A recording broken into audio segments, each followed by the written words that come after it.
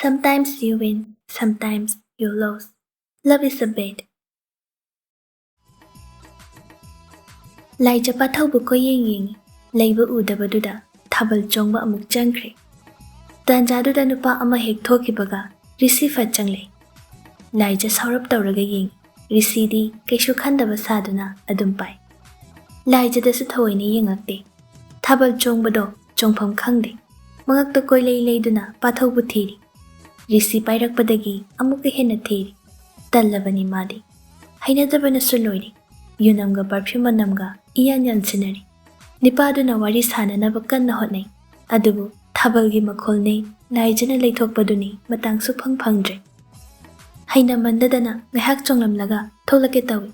Adubu makhutto risina kanna paisin khiduna thadokpa ngamdre. Thabal chongba changde laija sauningbana loiri. Kupakna thaningba phau yaurabani. Adubu mayam marak oibana asawado phathaduna ngahak amuk thabaldu makhata na yauri. Risina haifet komthorakpa tanja amada hoi mai hairamda fat thadokduna thoklei. Risi su ngahak khanjanaraga laijagi matung inaduna adum thokri. Jinglembisu thorakduna manakta lai. Kaino thabal chongba laaga nangna namaina me sukto iduna. Dapa thaudo sida leiramni hairaga thibasu khangde. Khulgi thabalnina thabak sin langba oirambasu yayi. Laija nungaitaba mataw utli. Risina thabal chonglingai ulakhiba matawduni pathaunaga leiba udabani. Tainafam khangda leiba udaba pathaudo oina machinda murum murum sonduna tainari. Mana chongdaba yaroisu haiba aduga mana koicha chatlaga leirini. Laijagi matawdo ubada jinglembidi nokningle. Hainaringai duda lekaigin angang nupi macha ama chensilaklaga laijabu asida ngaihawi hairami. Jinglembina noklaga chalo nungaitaba sing loina phongdokluro. Aidi thabal amuk changkhrage. Jinglembidi thabal chongba changkhre. Wahabasu leitre kebagi mamalsu hanjile. Laijana yengbadadi pathaudi leiba udi. Khulgi thabal oibanina min ukhradi khanduna khara chathoklaga leirambasu yai khanduna khara amuk tholakle. Thabal su phana yamna haujinkre. Break tharakpaduda waman khiduna jinglembisu tholaktuna laijabu koithi thiri. Udabaduda mama hoigi manakta laktuna hangi. Imabo laija ubro? Sakina. Sidadi lakte aina ngasaidagi ude kadom chatkrabano khalini. Dapa thaugu unahobani ngasaidi. Karino ne kadom chatkrabano ne. Thabal chongo hairaga irang tawba purakpaga chap manare. Mi mamangsida. Mamado ngang duna hogatki.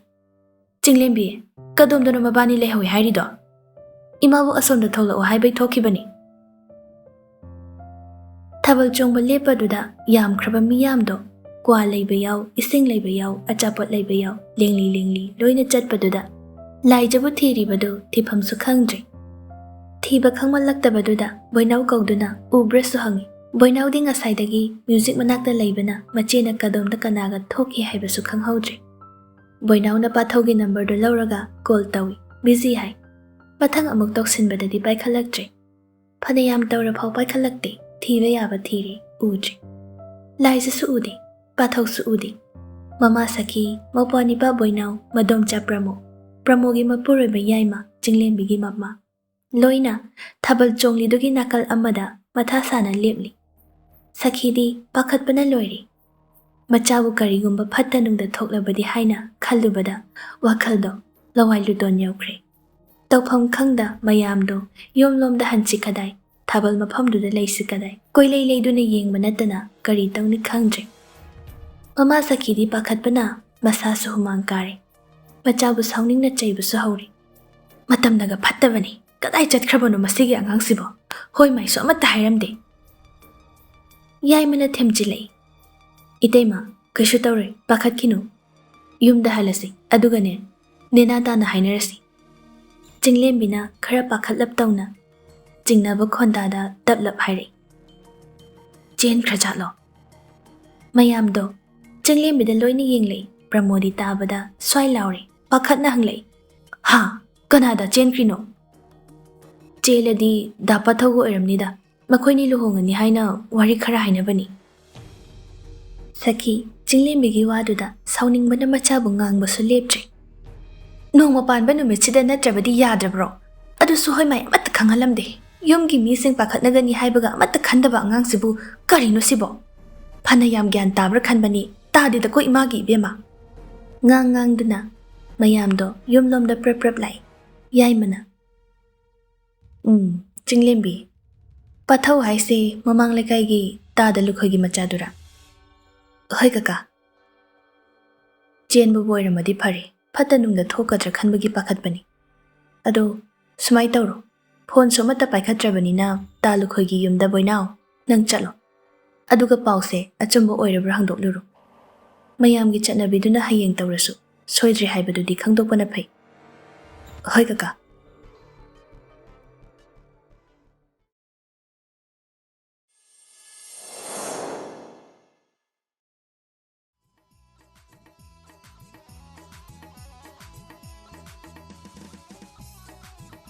Thabal chongphamdani. Pathau laijana thabal chonglibado nakhut ani pambomda lonaduna mitpham hongda yengli. Ngahak leiraga laijagi oiromda phatpairakliba nipado ubada mathanta sonje. Wari sadoi kasu tawrine. Chumna sum thabal chongi haideba. Angang petawa mana. Masi aina chingthokpa soiroise. Sauningboy kalakboy tawna leiringaiduda pathau hoigi yumlonaba sagagi mataima ama pathau bu thiba lai. Hatuna paw ama tamlai. Khudakta pathau thabal chongphamdudagi yumlomda khonglei thuna chele. Chena lakpani yum hek yobaga mapagi oiriba phibamdo ubada swai laukre. Mama sukapana loiri. Ibungo napasa kainom tawkrene doctor da puna phamta tawsi. Pathau tinthadana lekaigi gari ama wairuraga hospital da mapabu puduna chatkre. Mama su yauri sagagi mataimadu su yauri. Somda boinauna pathau hoigi yumda mi kaubada kana sukhumlakte yenglubada yumdo solo lami. Kainuni yumsi solo lisibo. Malang hoigi yumda amuk lai. Damalang o mi lai bro. Ahing do phana thenglabani. Pung subaro tadauri. Malangi mamado tumubadagi uiri tholei. Kanano ne? Ine damalang lai bro. Laite ne made. Nahandagi machegi manakta moreda chatkibani hayeng halakani. Kaidaure. Kanano nangbo.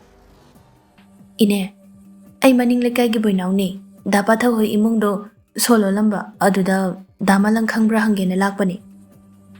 Oo. Tada lukhoy do BP stroke tawena hospital da pukhatkibani.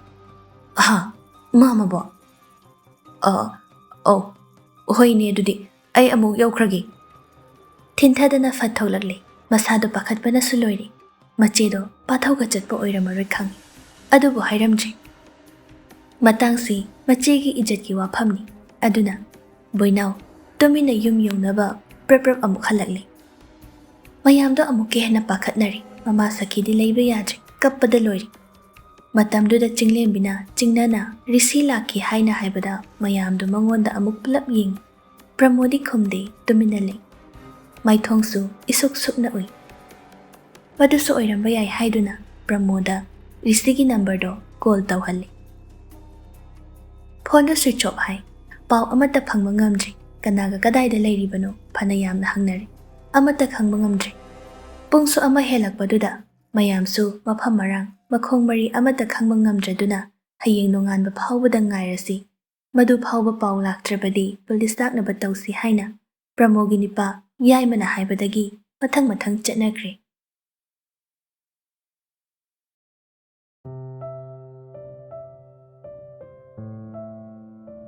Thabal chongphamdani laija khara leithore. Kaidana mana kaurisiba. Gari mayamsina marolama chatphamga hek khangde. Soroktogi hek lanthorakpada ngahak lepaga mamaido koilei leiduna yeng. Mafamdo khara sumami. Koilei leiduna ngahak yenglingai. Gari angangba ama sat thauchilei. Aduga laijabu namdana phaduna gari duda hapkatuna pukre. Thabal makholduna laijagi khonjel bu hatkre. Gari ngaktani mikhuldagi lakliba pakhangsing mama oibisingdi thabalgi akoibada ningaidana phamduna yengli. Pakhangsingsu nupi unaba yaw, achapot chaminaba yaw, phone metba yaw. Laikagi pakhangsing, laijagi mopa boinausu, thabal senaba hotnabada, mache laijagi khonjel, kanasu taba sangdri. Upai leitraba laijabu haptuna gari dusu kana thauki. Gari angangba aduga anaba pukhatba bihen aduga tungda mangda thauribani. Amadana pathawna mapagi makhut masa naiduna mapabu kanna senari. Amadana laijana kaptuna kanbinaba lauri kanasu tabikide. Gari animak adumak yangna thauduna magi lambida chatnaki. Sakhiga boinaugadi ahing chupa tumdri. Nonganba ngaibadasu awaba ama oiri. Ahing aduna khwaidagi sangba ahingum thamoida phawi. Machabu phatanungda thoktaba oisanu haiduna mapuda khoiramjaba natana kari upai le. Kappasu lepte adubu sanglaba ahing ado laijagi maphamdadi asibagi leiba amambana thanba nonganba haiba ama leireroidabagum phawi. Ka manungduda kaptuna leiri. Imungdugi nupiduna thembadasu yade. Mahakpu haujimak yumda thinbiyo haidana asum kaptuna leiri. Imungdugi nupiduna piriba phidusu hongdoku haiba yade. Mahakna selakiba sari ado lauthoklaga masa pumba kupsinduna kaptuna ahing chuppa leli. Karino taurisibu khanbada khanpham thoktre. Risina changlaklaga mahakpu themnaba hotnai yakide. Thinbiyo haiduna makhong phawba paiduna khoirami. Risina, aina nangmu thamoi sena nusibani laija. Nangai bulana khangano. Ai wasaktuna haijari. Aina nangi karimata. Risigi wa loiba nangde. Laijana kaptuna asauba amaga loinana khumlai. Aina nangonda aigi awatpa bibiyo haiba laikhrabo. Aigi khangnajaba lai haiba phau ai nangonda haikraba natro. Nangna kari khallaga aina yani khalino. Ayumda hojimak thilo. Thilo haibane. Laija, aibu tanja amatangdi bibiyo. Aigi thamoigi asingmo mami se nafamdu uchagi. Ai khangningde, amata taningde. Ai hojimak yumda thilo. Nabuk chelpik masakto, aina tukachai. Chainingwa mawongda chaibiyo. Adubu laija, aigi nungsibase khajikta oirabasu khanthabiyo.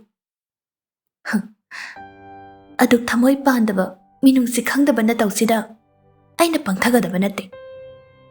Ngasi ahingsina aigi punsibu mathak makha olabasu aigi nungsibadi machet ama phau choithokloi. Thamoida tariba mamisisu mai amada chathallo. Risisu paukhum piba yaba piri. Thamoigi wa pumnamaksu maphamda hairi. Wasakaya amasu sakli. Adubu laijagi thamoidi machet tana kairi. Pumnamak manga chap manari. Punsigi aroiba mikup haibado pungpham sina oirari. Hingna asibagi lambida changba haibado oirari.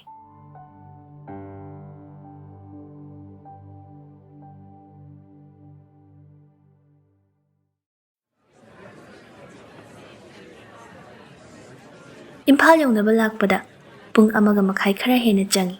Hek yawbaga emergency room da pusili. Doctor ne hek yengbaga test mayam ama tawnaba haire. Mayam do koi chen bada nongale. Phone su switch off ta thokhidana call amata tawbasu yadre.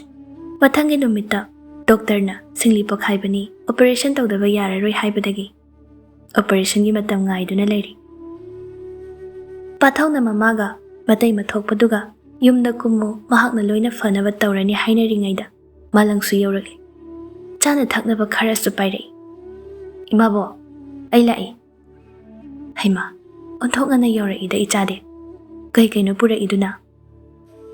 Imabo, ipalna chaba yaba khara leirakpani. Sina imabo hoigi talni. Doctor nabu kari hairige. Report phanglabro. Pathawna khumlei. Hoi, BP stroke da. Ngaki singli ama pokhaibani. Hayeng operation tawba tare. Kashu tawrida. Lai khuramsi. Mamaga matay maga thindokpa oina makhoi ani mapanda thoklei. Mayamdo halhankhraga marup anido wari sanaduna changlei. Paishasu kharadi changani. Yumda kumaga kai kaino khaludradi yararoi. Imadadi yawna haidre. Pathaw matha sana oi. Malangsu matha sana oi. Adubu malangna sariba mathasidi mahaki marupta karamna phongdokkani. Mapa nabagi maisha marakta karamna wari asi tamlugani. Mayam se khanbada malangdi waga amata ngangdre adum ungduna leiri. Anidu hospital dogi mapanda thariba bench amada phami. Mataudu ubada pathawna munna yenglaga kaidawri hanglei. Malang khomde adum lukthaduna lei. Nang hojikta yora'iro? Hoi, ngarang na paw tare adui first gari da lakpani. Nangi number su switch off lei adugi direct hekta thiraga lain. Phone su switch off ta thokre ngarang di ko chen bada kemta ningsingdre. Yamna su warano aishu angama mating pangani. Ipalgi masasida phaba lai krumsi. Hoi. Pathaw amuk makha tare. Lai jida su kai mairamdre ise. Magi phone du su yada bai aigi da lehawi. Aigi phone si su switch off takre. Pause taramadi masu wakhal waramani. Malang kari su khumde. Wari khangdaba pathawdi malang na tumin leibagi kari ahenba maram leibano haiba khangdabana amuk makha tare. Bye. Nang phone da chinglembigi number ga yawbro. Lai jado pawam ta pikige. Malang kari su khumde tumina non thaduna lei. Matawdo ahing chupa tumdana mapagi anabagi chenduna leiruba. Pathawdagi su hena wakhal sonthana lei. Matawdo ubada pathawna hanglei. Phone dom da piro kada. Tadro ina harise. Kainu matha saringai sida nang amuk layengna doiro. Phone dom da piro kada. Tingthora iba khutto malang na tapna kanthai. Aduga ngahak leiraga yamna tapna hairei. Bye. Paw matamgi. Pathawdi hojik mapagi oriba situation asidagi henna luba paw tabagi pangal leitrabani. Adubu asum hairei. Kai pawno. Bye. Nangi marub ama oina paw sitamba mido ay tasingno iningde. Maru oina matang sida. Kaidawrage. Kana kari kaidawba yawrage. Asi ana yawbadawna tawrise kai hainu. Tasingna asi anagi paw tambanabu hena yangani. Adudi kaino hairudana mapung phadaba wahi paring na hairi. Bye. Laijado chenkri. Khonglak liba nong se kadom dagino. Haurak liba nong hausi yening tha porakpa. Sajibugi nong haura. Natraga thamoy pandaba nong haura. Taibang miyoy bana kumgi nong ngaijabadi anawba maru hunnabani. Len puba nong di hauramba pambi su phudhari. Makhok loina ningkhairi. Thajaba ngamde. Mamit uishilaga amuka hanglay. Kaino bai nang na hari dubo? Achumbani, ngarang. Kuu aniduda makut kuning aniduna suduna makut anido jena pashil. Aduga mamaido tapna non thaki. Tapna makhatare. Kanada no. Imphalgi gari thobadudani. Khanghaude mitludagi pirang chen thakiba. Kham khide mahaksu. Sagat chakhiba asa pumba ningkhaibagum tawi. Khanghaudana yaikiba akanba shafuduna thamoida khangba ngamdaba chaina ama pirare. Mitlugi pal ani su ningkhaiduna lepa naiduna sinthariba pirangdo leimaida tap tai. Khamlude. Khambinaba su leitre mikupsida thamoigi mabema mahakna thamoi ashibu mirai biramle khallubada. Malang asi thokani haiba khanglabani.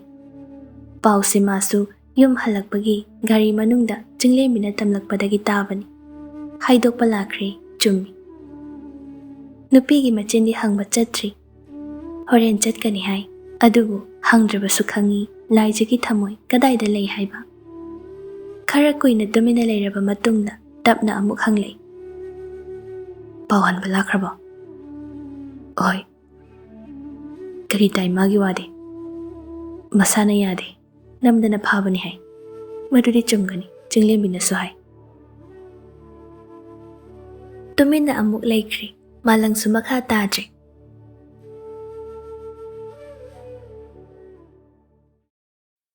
Imung do ningthem cha imung ni thaina ningthogi yamna naknaba imung ni.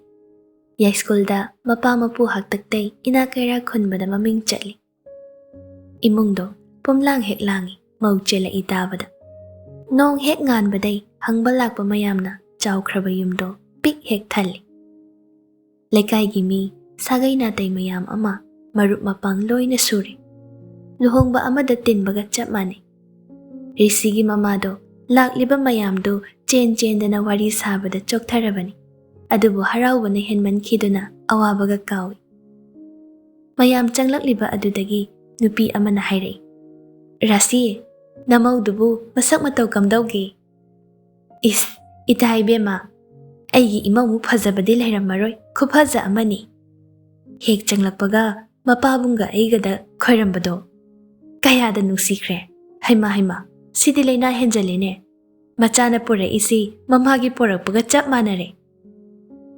ꯃꯧ ꯌꯦꯡꯂꯨꯔꯒ ꯊꯣꯛꯂꯛꯄ ꯑꯃꯅ ꯑꯃꯨꯛ ꯃꯈꯥ ꯇꯥꯔꯛꯏ, "ꯑꯩꯈꯣꯏ ꯏꯆꯦꯝꯁꯤꯒꯤ ꯃꯃꯧꯅꯤ ꯍꯥꯏꯕꯗ ꯆꯞ ꯆꯥꯏ꯫ ꯃꯅꯤ ꯃꯃꯧ ꯍꯦꯟꯅꯔꯣꯏꯗꯧꯔꯤ ꯐꯖꯕꯗ." "ꯑꯣ, ꯑꯗꯨꯕꯨꯗꯤꯅꯦ, ꯏꯅꯤ ꯏꯃꯧ ꯄꯥꯟꯗꯧꯔꯤꯕꯅꯤ." ꯃꯌꯥꯝꯗꯨ ꯋꯥ ꯂꯥꯎꯅ ꯍꯦꯛ ꯅꯣꯛꯏ꯫ ꯔꯥꯁꯤ ꯃꯇꯝ ꯑꯃꯗ ꯐꯖꯕꯗ ꯃꯃꯤꯡ ꯆꯠꯂꯤ, ꯍꯧꯖꯤꯛꯁꯨ ꯍꯟꯗ꯭ꯔꯤ꯫ ꯏꯅꯥ ꯀꯩꯔꯥꯛ ꯈꯨꯟꯕ ꯏꯃꯨꯡꯒꯤ ꯃꯧ ꯑꯣꯏꯕꯅ ꯀꯦꯅ ꯃꯧꯅ ꯂꯩꯕꯒꯤ ꯃꯧ ꯅꯍꯥ ꯑꯃꯅꯒ ꯍꯦꯟꯕ ꯅꯠꯇꯦ꯫ ꯑꯗꯨꯕꯨ ꯄꯨꯛꯅꯤꯡꯗꯤ ꯑꯗꯨꯛꯀꯤ ꯃꯇꯤꯛ ꯆꯝꯖꯩ꯫ ꯃꯥꯒꯤ ꯃꯐꯝꯗ ꯀꯅꯥꯅ ꯀꯔꯤ, ꯑꯆꯧ ꯑꯄꯤꯛ, ꯑꯅꯦꯝ ꯑꯋꯥꯡ, ꯂꯥꯏꯔ ꯏꯅꯥꯛ ꯈꯨꯟꯕ ꯑꯃꯠꯇ ꯂꯩꯇꯦ꯫ ꯑꯗꯨꯅ ꯃꯃꯧꯁꯨ ꯃꯆꯥꯅ ꯄꯥꯝꯖꯕꯅꯤ ꯈꯟꯗꯅ ꯃꯥꯅ ꯑꯃꯨꯛꯀ ꯍꯦꯟꯅ ꯄꯥꯝꯖꯔꯦ꯫ ꯃꯃꯧꯕꯨ ꯊꯤꯟꯕꯗ ꯁꯦꯠꯍꯟꯈꯤꯅꯕ ꯄꯨꯊꯣꯔꯛꯂꯤꯕ ꯃꯌꯥꯝꯗꯣ ꯀꯩꯊꯦꯜꯗ ꯈ꯭ꯋꯥꯏꯗꯒꯤ ꯇꯥꯡꯕ ꯉꯥꯛꯇꯅꯤ꯫ ꯍꯪꯒꯥꯝ ꯃꯄꯥꯜ ꯃꯆꯨꯒꯤ ꯁꯨꯠ, ꯂꯩꯔꯣꯡꯅ ꯊꯟꯕ ꯔꯥꯅꯤ ꯐꯤ, ꯈ꯭ꯋꯥꯡꯒꯤ ꯃꯌꯦꯛ ꯅꯥꯏꯕꯤ, ꯃꯃꯧꯗ ꯄꯛꯆꯅꯤ ꯈꯟꯗꯨꯅ ꯃꯅꯦꯝ ꯃꯁꯥꯃꯛꯅ ꯈꯟꯕ ꯉꯥꯛꯇꯅꯤ꯫ ꯃꯁꯤꯅ ꯂꯣꯏꯕ ꯅꯠꯇꯦ꯫ ꯃꯄꯥꯕꯨꯡꯅ ꯑꯔꯨꯞꯄ ꯑꯇꯥꯎꯕ ꯇꯧꯕ ꯌꯥꯔꯣꯏ, ꯃꯥꯒꯤ ꯏꯖꯠ ꯁꯣꯛꯀꯅꯤ ꯍꯥꯏꯕꯗꯒꯤ ꯈꯨꯗꯛꯇ ꯂꯩꯔꯨꯕꯅꯤ ꯁꯅꯥꯒꯤ ꯂꯩ ꯑꯆꯧꯕ, ꯂꯤꯛ ꯑꯆꯧꯕ, ꯑꯗꯨꯒ ꯄꯨꯝꯕꯨꯝ ꯂꯥꯎꯕ ꯁꯅꯥꯒꯤ ꯈꯨꯖꯤ ꯑꯃꯗꯤ ꯇꯝꯐꯥ ꯊꯤꯟꯕ ꯁꯅꯥ ꯈꯨꯗꯣꯞ꯫ ꯃꯃꯜ ꯌꯥꯝꯈ꯭ꯔꯕ ꯃꯌꯥꯝꯗꯣ ꯁꯦꯠꯆꯤꯟ ꯆꯥꯁꯤꯟꯕꯗ ꯅꯤꯡꯊꯦꯝꯆꯥ ꯏꯃꯨꯡꯒꯤ ꯃꯧꯅꯤ ꯍꯥꯏꯕꯗ ꯆꯣꯞꯇ꯭ꯔꯦ꯫ ꯂꯥꯏꯖꯒꯤ ꯐꯖꯔꯕ ꯃꯥꯏꯊꯣꯡꯗꯣ ꯗ꯭ꯔꯦꯁꯤꯡ ꯇꯦꯕꯜ ꯃꯃꯥꯡꯗꯨꯗ ꯃꯦꯀꯞ ꯇꯧꯕ ꯅꯨꯄꯥꯗꯨꯅ ꯑꯋꯥꯠ ꯑꯄꯥ ꯌꯦꯡꯗꯨꯅ ꯀꯦꯁꯤꯟꯕꯤꯔꯤ꯫ ꯐꯖꯔꯕ ꯃꯥꯏꯊꯣꯡꯗꯨꯒꯤ ꯃꯔꯨꯝꯗ ꯀꯥꯏꯔꯕ ꯊꯃꯣꯏꯗꯣ ꯏꯃꯨꯡꯗꯨꯗ ꯂꯩꯔꯤꯕ ꯀꯅꯥ ꯑꯃꯠꯇꯅ ꯈꯪꯕ ꯉꯝꯗꯦ꯫ ꯍꯔꯥꯎꯕꯒꯤ ꯃꯃꯤ ꯇꯥꯗ꯭ꯔꯕ ꯃꯤꯠꯂꯨ ꯑꯅꯤꯗꯣ ꯁꯤꯟꯊꯔꯛꯀꯦ ꯇꯧꯔꯤꯕ ꯄꯤꯔꯥꯡꯗꯣ ꯈꯥꯝꯅꯕ ꯍꯣꯠꯅꯕꯗ ꯑꯋꯥꯕ ꯑꯃ ꯑꯣꯏꯔꯔꯤ꯫ ꯃꯥꯒꯤ ꯃꯜꯂꯕ ꯌꯨꯝꯗꯣ ꯌꯧꯅꯤꯡꯕꯅ ꯂꯣꯏꯔꯦ꯫ ꯊꯃꯣꯏꯅ ꯈꯟꯖꯕ ꯅꯨꯡꯁꯤꯖꯕ ꯃꯥꯒꯤ ꯄꯥꯊꯧꯕꯨ ꯃꯤꯠꯃꯥꯡꯗ ꯎꯗꯨꯅꯇ ꯂꯩꯔꯦ꯫ ꯃꯥꯕꯨ ꯂꯥꯛꯄꯒꯤ ꯏꯃꯨꯡꯗꯨꯗ ꯍꯔꯥꯎꯔꯤꯕ ꯃꯌꯥꯝꯗꯣ ꯋꯥꯈꯜꯗ ꯀꯔꯤꯁꯨ ꯆꯪꯗꯦ꯫ ꯄꯥꯎ ꯑꯁꯤ ꯏꯕꯦꯅꯤꯁꯨ ꯂꯝꯕꯤꯗꯒꯤ ꯇꯥꯔꯦ꯫ ꯍꯦꯛ ꯇꯥꯕꯒ ꯃꯆꯥꯕꯨ ꯅꯤꯡꯁꯤꯡꯂꯛꯏ꯫ ꯇꯥꯔꯝꯃꯗ꯭ꯔꯥ, ꯇꯥꯔꯝꯈꯤꯔꯣꯏꯗ꯭ꯔꯥ? ꯇꯥꯔꯝꯃꯒꯅ ꯃꯆꯥꯗꯨ ꯀꯝꯗꯧꯅ ꯂꯩꯔꯝꯒꯅꯤ? ꯇꯥꯗ꯭ꯔꯒꯅ ꯀꯅꯥꯅ ꯇꯝꯒꯅꯤ? ꯈꯟꯕꯗ ꯏꯕꯦꯅꯤ ꯐꯝꯕ ꯐꯥꯎ ꯉꯝꯗ꯭ꯔꯦ꯫ ꯃꯆꯥꯒꯤ ꯈꯟꯕꯗ ꯀꯞꯁꯨ ꯀꯞꯅꯤꯡꯂꯦ꯫ ꯃꯄꯥ ꯅꯥꯕꯒꯤ ꯃꯊꯥꯁꯤꯗ ꯏꯆꯥꯗꯣ, ꯁꯤꯒꯤ ꯄꯥꯎꯁꯦ ꯑꯃꯨꯛ ꯇꯥꯔꯕꯗꯤ ꯀꯔꯤꯅꯣ? ꯏꯆꯥꯅ ꯑꯣꯏꯒꯗꯧꯔꯤꯕꯁꯤꯕꯨ ꯑꯩꯕꯨ ꯀꯔꯤꯅꯣ ꯇꯧꯗꯧꯔꯤꯁꯤꯕꯣ? ꯍꯣꯁꯄꯤꯇꯥꯜꯗ ꯄꯨꯅꯕ ꯐꯤꯔꯣꯜ ꯈꯔꯁꯨ ꯂꯣꯏꯁꯤꯜꯂꯤ꯫ ꯂꯣꯏꯁꯤꯟꯐꯝ ꯈꯪꯗꯦ ꯃꯆꯥꯗꯨ ꯀꯝꯗꯧꯔꯝꯒꯅꯤ ꯈꯟꯕꯗ꯫ ꯑꯃꯨꯛꯁꯨ ꯐꯝꯃꯤ, ꯑꯃꯨꯛꯁꯨ ꯎꯪꯗꯨꯅ ꯂꯦꯞꯄꯤ꯫ ꯑꯃꯨꯛꯁꯨ ꯈꯟꯗꯣꯛꯏ, ꯃꯔꯥꯏꯕꯛꯇ ꯇꯝꯃꯝꯗꯕꯕꯨ ꯍꯥꯏꯗꯅ꯫ ꯃꯆꯥꯅ ꯋꯥꯕꯗꯤ ꯃꯃꯥ ꯑꯩ ꯂꯩꯔꯤ꯫ ꯑꯩꯅ ꯏꯆꯥꯕꯨ ꯊꯦꯝꯖꯤꯟꯒꯅꯤ ꯈꯜꯂꯤ꯫ ꯌꯨꯝ ꯍꯦꯛ ꯌꯧꯕꯒ ꯀꯞꯄꯗ ꯂꯣꯏꯔꯦ ꯂꯥꯏꯖꯗꯤ꯫ ꯉꯁꯥꯏꯗꯒꯤ ꯊꯤꯡꯒꯠꯇꯨꯅ ꯂꯩꯔꯨꯕ ꯑꯋꯥꯕ ꯃꯌꯥꯝꯗꯣ ꯃꯌꯨꯝ ꯍꯦꯛ ꯌꯧꯕꯒ ꯂꯣꯏꯅ ꯐꯣꯡꯗꯣꯔꯛꯂꯤ꯫ ꯆꯤꯡꯂꯦꯝꯕꯤꯁꯨ ꯂꯥꯛꯇꯨꯅ ꯂꯩꯔꯝꯃꯤ꯫ ꯃꯃꯥꯟꯅꯕꯤꯕꯨ ꯀꯣꯟꯗꯨꯅ ꯀꯞꯅ ꯀꯞꯅ ꯍꯥꯏꯔꯛꯏ, "ꯑꯩ ꯏꯁꯥꯅ ꯌꯥꯗꯤꯌꯦ, ꯆꯤꯡꯂꯦꯝꯕꯤ, ꯑꯩ ꯏꯁꯥꯅ ꯌꯥꯗꯤꯌꯦ, ꯑꯩ ꯌꯥꯗꯤꯌꯦ." ꯂꯥꯏꯖꯅ ꯃꯥꯕꯨ ꯀꯣꯟꯗꯨꯅ ꯀꯞꯄꯗꯨꯗ ꯋꯥꯔꯤ ꯈꯪꯕ ꯆꯤꯡꯂꯦꯝꯕꯤꯁꯨ ꯃꯄꯤ ꯇꯥꯔꯛꯏ꯫ ꯇꯣꯛꯑꯣ ꯍꯥꯏꯅꯁꯨ ꯅꯪꯒꯜꯗ ꯅꯥꯟꯊꯗꯨꯅ ꯊꯦꯝꯕꯤꯔꯤ꯫ "ꯌꯥꯔꯦꯁꯦ, ꯋꯥꯔꯅꯤ ꯀꯞꯄꯗ, ꯇꯣꯛꯑꯣ ꯌꯥꯔꯦ, ꯁꯦ ꯂꯥꯏꯖꯥ, ꯇꯣꯛꯑꯁꯦ." ꯇꯣꯛꯄ ꯉꯝꯗꯦ, ꯍꯤꯛ ꯍꯤꯛ ꯂꯥꯎꯅ ꯀꯞꯇꯨꯅ ꯂꯩꯔꯤ꯫ ꯃꯆꯥꯒꯤ ꯃꯇꯧꯗꯨ ꯎꯕꯗ ꯁꯈꯤ ꯀꯔꯤ ꯇꯧꯒꯗꯕꯅꯣ ꯈꯪꯗ꯭ꯔꯦ꯫ ꯅꯤꯄꯥ ꯃꯌꯨꯝꯅꯗꯤ ꯂꯨꯍꯣꯡꯕꯒꯤ ꯋꯥ ꯂꯦꯞꯊꯣꯛꯅꯁꯤ ꯍꯥꯏꯅ ꯀꯟꯅ ꯇꯛꯄꯅꯤ꯫ ꯑꯗꯨꯕꯨ ꯃꯆꯥꯅ ꯌꯥꯗꯦ ꯈꯪꯕꯒꯤ ꯃꯊꯪ ꯍꯞꯇꯥꯗ ꯑꯣꯏꯅ ꯈꯟꯅꯔꯁꯤ ꯍꯥꯏꯈ꯭ꯔꯦ꯫ ꯀꯞꯂꯤꯕ ꯃꯆꯥꯒꯤ ꯃꯅꯥꯛꯇ ꯆꯪꯂꯛꯇꯨꯅ ꯃꯆꯥꯕꯨ ꯊꯦꯝꯕꯤꯔꯤ꯫ "ꯅꯀꯣꯛꯇꯨ ꯆꯤꯛꯄ ꯇꯥꯔꯦ, ꯇꯣꯛꯑꯣꯅꯦ ꯅꯪꯕꯣ. ꯏꯪꯅ ꯇꯞꯅ ꯈꯟꯅꯔꯒ ꯂꯣꯏꯔꯦ. ꯏꯆꯥꯅ ꯌꯥꯗꯦ ꯍꯥꯏꯔꯗꯤ ꯏꯃꯥꯅꯁꯨ ꯌꯥꯔꯣꯏ. to'ose. Pramosu changlakduna laijana kappado themba yauri. Mayam changduna thembadagi kappatoi. Adubu kaplubagi makholdi hik hik lauri. Sese, yare se to, kappanu. Yumdani nangna leiri se, kaishu tauraroi. Imana chaksu loire, chak charaga hat. Chak chana batau se, chinglembi, nangsu sida charasi, nakhoy ani chaminaru. Hoy mabo. Pramona so haire. Kappanu yare ko, haukradi haukre. Makakari tausige haibado, nang kakasu leiri, mayam loy khanaraga loire. To ko. Kappada ngasaidagi, mai mid, samna, amata senaruba sangde. Chinglembi laijagi samdo, khongat bidu na haire. Se, samga se phapare, clipsina chapsin se. Laija amuksu mapi ira chen na haire. Chinglembi, aigi pause, dapa tausu taramani ko. Chinglembi, wahang si hanglakani khangi. Adubu masu khumba ngamde, karibu khumgani, laijana kaptuna makha amuk tare. Ay mangonda kamaina, isana yadabani hairudoino. Ay mabu kamaina thengnadoino. Makari uiramgani, Chinglembi. Pau si tabada mayam kapamgani.